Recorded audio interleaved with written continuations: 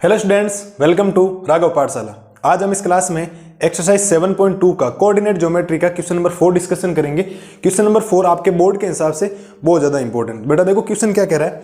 Question कह रहा है find the ratio in which the line segment joining the points. आपके पास 2 पॉइंट्स हैं, -3,10 एंड 6,-8। इनको ज्वाइन करना है। तो ज्वाइन करने वाली हम लाइन बना देते हैं। ये हमने लाइन बना दी, इसको हमने ए पॉइंट दे दिया, इसको क्या दे दिया, बी पॉइंट दे दिया। ए के कोऑर्डिनेट है आपके पास -3,10 और बी के हैं आपके पास 6,-8। अभी तक हमने जितने भी क्वेश्चन किए थे उसके पास आपके पास रेशियो था। यार रेशियो क्या करना है, फाइंड करना, फाइंड द रेशियो। रेशियो क्या करना है आपको, फाइंड करना है। और एक पॉइंट है जो इसको डिवाइड कर रहा है, -1,6। तो मैं इस पॉइंट को नाम दे देता हूं सी। कौन सा पॉइंट, सी। और ये है आपके पास -1,6। ये इस रेशियो में डिवाइड कर रहा है m रेशियो n में। ये हमें पता m रेशियो n में क्या करता है, डिवाइड करता है। ठीक है, अब देखो आप सबको ये पता है कि ये x1 की वैल्यू होती है और ये होती है y1 की वैल्यू। तो ये हमारे पास पॉइंट आ जाएगा x1, y1। ये पॉइंट होता है आपके पास x2, ये पॉइंट होता है आपके पास y2। ये कोमा करके हमने बोल दी। और जब m रेशियो n डिवाइड होता है तो इसको हम बोलते हैं x पॉइंट, इसको हम बोलते हैं y पॉइंट। तो ये हमने ऐसा पढ़ रखा। अब रेशियो फाइंड करना है तो मैंने फॉर्मूले में आपको सेक्शन फॉर्मूला लिखवा रखा है। यहाँ क्या लगेगा, सेक्शन फॉर्मूला लगेगा। तो सेक्शन फॉर्मूला हम दो टाइप से कर सकते हैं कि मैं इस पेज को, इस क्वेश्चन को दो तरीके से आपको सोल्व इजी वे में करवा सकता हूं। कैसे, आप लिखेंगे वी नो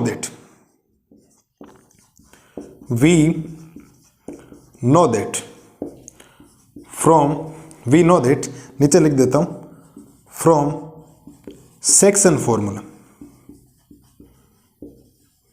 सेक्शन फॉर्मूला क्या कहता है कि अगर x आपको निकालना तो फॉर्मूला होता है mx2 प्लस का nx1 अपॉन में होता है m plus n, comma y equal में होता है my2 प्लस का ny1 अपॉन में हो जाएगा m प्लस n। मैं यहां बना देता हूं लाइन। मैं इस फॉर्मूले का यूज करके भी m रेशियो n डिवाइड निकाल सकता हूं, मैं y का यूज करके भी m रेशियो n निकाल सकता हूं। आपकी बुक में या m रेशियो n नहीं देखकर उसने k रेशियो 1 से किया, लेमडा रेशियो जैसे, या आप k रेशियो 1 भी ले सकते हो, k रेशियो 1 ले सकते हो, लेमडा रेशियो 1 ले सकते हो। ऐसी चीजें आपको लेने की जरूरत नहीं है, क्योंकि ये आपके सिंपल वे में वैसे भी क्या हो जाएगा, अगर आप m को m रखते हो और n को n रखते हो तो भी इसका क्वेश्चन का क्या हो जाएगा, आपके पास सॉल्यूशन हो जाएगा। डरने की जरूरत नहीं, सेम आंसर आएगा जो k रेशियो 1 से आता है। ठीक है, तो हम थोड़ा सा बुक से हटके कर रहे हैं, इजी वे में आपको क्वेश्चन करवा देता हूं। तो चलो पहले मैं निकाल देता हूं x से वैल्यू, फिर मैं निकाल दूंगा y से। सेम आएगी। आपको एग्जाम में जब करना है तो या तो x से करना या किससे करना, y से। शर्त क्या है कि जब आपको x और y दोनों ही दे रखे हो, कभी कंडीशन होगी या x एक्सिस का पॉइंट आ जाएगा, y एक्सिस का पॉइंट हो जाएगा, तो फिर आपको या तो x लेना होगा या y लेना होगा। वो कौन सा लेना होगा वो मैं आपको आराम से आगे वीडियो में बता दूंगा। ठीक है, क्वेश्चन नंबर 5 जो है ना वो इसी पे बेस पे। चलो तो मैं ले लेता हूं इससे, x से कर रहा हूं एक बार पहले। तो x की वैल्यू थे मेरे पास -1, लोसा -1 इक्वल में, फिर है मेरे पास m, तो m तो मुझे निकालना है, मल्टीप्लाई, फिर क्या लिख रखा x2, तो x2 की वैल्यू है मेरे पास 6 प्लस, फिर है n मुझे निकालना है, मल्टीप्लाई, यहां क्या लिख रखा है x1, और x1 की वैल्यू है मेरे पास -3, तो -3 को मैं लिख देता हूं ब्रैकेट में, अपॉन में ये हो जाएगा m प्लस n। ठीक है, इसको इधर क्रॉस करवा दो। चलो एक बार थोड़ा सोल्व करते हैं इसको।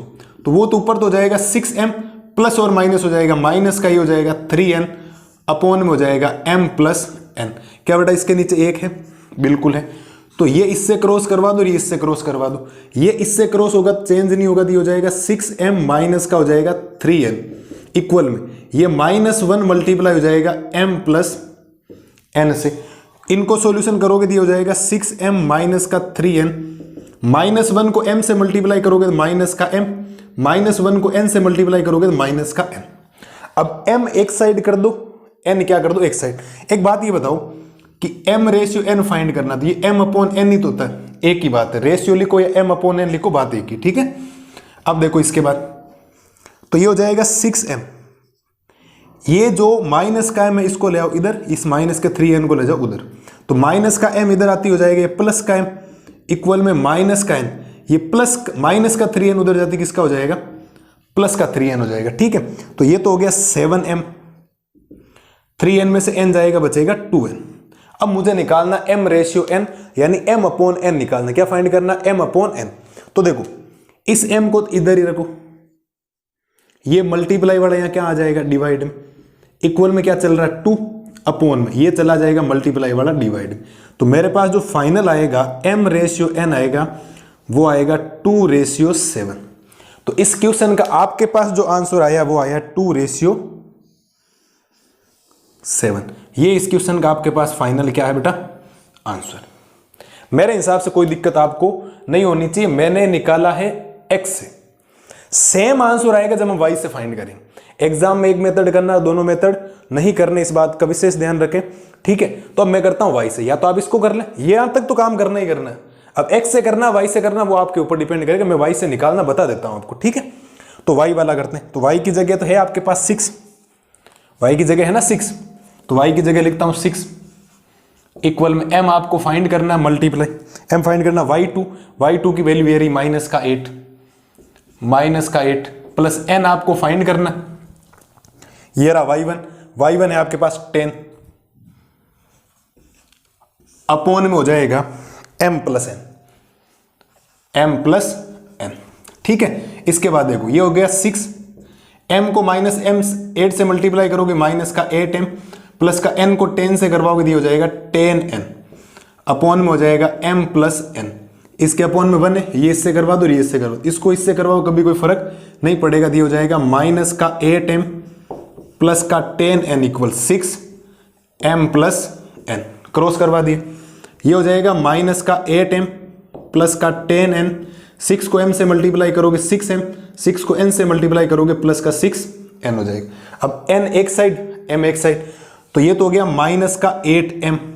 देखो दो बातें हो रही, इसको तो ले आओ इधर, इसको ले जाओ उधर, क्योंकि m एक साइड कर दो और n क्या कर दो, एक साइड। तो प्लस का 6m इधर आती, माइनस का 6m, ये हो गया 6n, ये प्लस का 10n उधर जाती, किसका हो जाएगा, माइनस का 10n। माइनस का 8m और माइनस का 6m, टू नंबर्स माइनस में होते हैं, ऐड होता है, बट साइन किसका रहता है, माइनस का। तो ये हो जाएगा माइनस का 14m इक्वल माइनस के 10n में से 6n जाएगा, तो माइनस का क्या बचेगा, 4n, माइनस माइनस तो क्या हो गया, प्लस। अब देखो m की जगह m, अपॉन में ले आओ n, उधर क्या बच रहा है 4, अपॉन में चला जाएगा 14, तो m अपॉन n, इसमें भी 2 का डिवाइड, इसमें 2 का डिवाइड, इसमें 2 का डिवाइड 2 टाइम्स, इसमें 2 का डिवाइड 7 टाइम्स, तो ये आ गया 2 अपॉन 7। तो जब आप m रेशियो n फाइंड करेंगे तो आ जाएगा 2 रेशियो 7। m रेशियो n क्या आएगा, 2 रेशियो 7, और ये क्वेश्चन का आपके क्या हो गया, आंसर। देख लो सेम आंसर है, एकदम सेम आंसर, कभी कोई फर्क नहीं आता। आप किसी से करें, कभी भी कोई चेंज आंसर में नहीं आता। मैथमेटिक्स में आप कोई मेथड यूज करें, लेकिन जब यहाँ, अब एक बात बताओ, यहाँ दोनों ही मैथमेटिकली वैल्यू दे रखी है, यहाँ x की भी दे रखी है और y की भी दे रखी है।